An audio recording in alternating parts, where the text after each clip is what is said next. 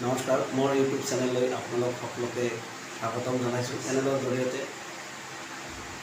আপোনালোকৰ সন্মুখত মোৰ মনৰ কথাখিনি দাঙি ধৰাৰ সুযোগ দিয়াৰ বাবে মই আপোনালোকক ধন্যবাদ জ্ঞাপন কৰিছোঁ আৰু অনুৰোধ জনাইছোঁ, যদি মোৰ কথাবোৰৰ পৰা আপোনালোকৰ কিঞ্চিত পৰিমাণৰো কিবা উপকাৰত আহে তেতিয়াহ'লে চেনেলটো লাইক কৰিব আৰু ছাবস্ক্ৰাইব কৰিব। তো আহক আজিৰ মূল বিষয় লৈ আগবাঢ়োঁ। আজিৰ বিষয় হৈছে আমাৰ ভাৰতবৰ্ষৰ এজন মহান উদ্যোগপতি, সমাজসেৱক। তেখেত হৈছে মাননীয় শ্ৰীযুত ৰতন টাটা ডাঙৰীয়া। এই ৰতন টাটা ডাঙৰীয়াই দেৱে এবাৰ এখন সভাত কৈছিল যে আমি আহাৰ গ্ৰহণ কৰিব লাগে দৰৱ হিচাপে, আৰু তাকে নকৰিলে এদিন গৈ দৰৱবিলাককে আমি আহাৰ হিচাপে গ্ৰহণ কৰিব লাগিব। কিন্তু তেখেতে ক'ব বিচাৰিছে জীয়াই থকাৰ কাৰণেহে খাব লাগে। অৰ্থাৎ আমি যি খাইছোঁ সেইখিনি এটা নিয়মিত ৰূপত গ্ৰহণ কৰিব লাগে।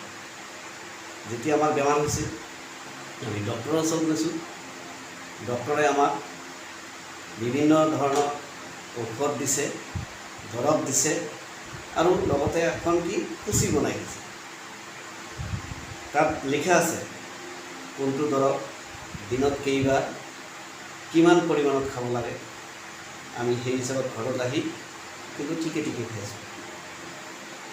তেখেতে কোৱা ধৰণে আমি খোৱা প্ৰতিদিনৰ আহাৰখিনি যদি ঠিক তেনেকুৱা এটা নিয়মিত সূচী হিচাপে কিমান পৰিমাণৰ কেইবাৰ গ্ৰহণ কৰিব লাগিব সেই হিচাপত আমি গ্ৰহণ কৰি যাওঁ, তেতিয়াহ'লে হয়তো আমাৰ শৰীৰত সহজে কোনো বেমাৰে দেখা নিদিয়ে।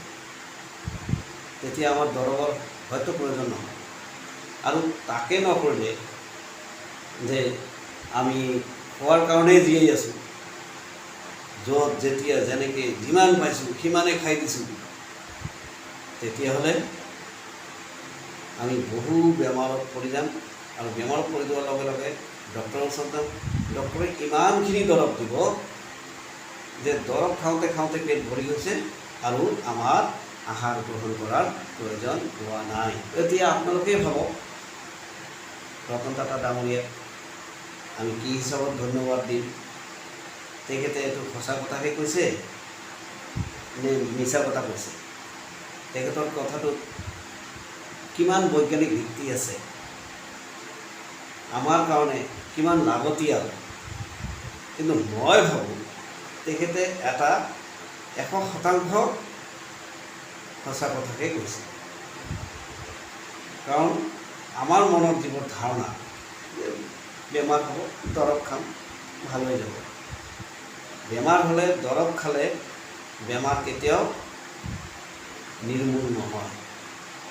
হয়তো ক্ষণস্থায়ীভাৱে আৰাম পোৱা যাব, কিন্তু কিছুদিনৰ পিছত সেই বেমাৰটোৱে আকৌ দেখা দিব। প্ৰতিজন মানুহে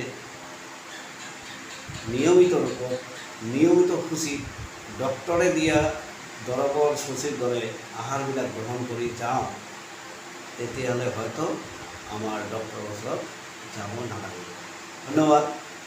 ডাঙৰীয়াৰ বক্তব্যখিনি শুনাৰ পিছত মই মোৰ নিজৰে খাদ্য তালিকা প্ৰস্তুত কৰি বহুত সুস্থভাৱে চলি আছোঁ। আশা কৰিছোঁ আপোনালোকেও তেখেতৰ বক্তব্যখিনিৰ পৰা উৎসাহিত হৈ নিয়মিত সূচীৰ মাধ্যমেৰে আহাৰ গ্ৰহণ কৰি এক সুস্থ জীৱন যাপন কৰক, তাৰেই কামনা কৰি আগলৈ দেখা হোৱাৰ কামনা কৰি আজিলৈ আহিছোঁ। ধন্যবাদ।